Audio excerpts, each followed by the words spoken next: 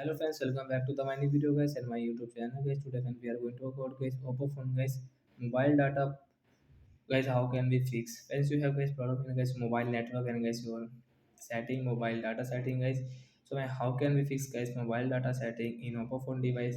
Today friends, I will show you. I will tell you guys. So before starting video, friends, first of all go and subscribe the channel guys. Click the bell icon, like the video.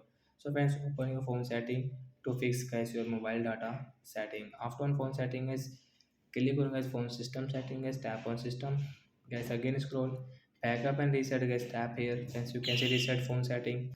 Sorry friends, I paused the video guys, continue. So guys, we will tap here friends, you can see here this mobile network setting, we will tap here to reset. Then guys, after 4 and 5 seconds guys, your mobile data will fix, means guys you can use guys your mobile network setting without any problem.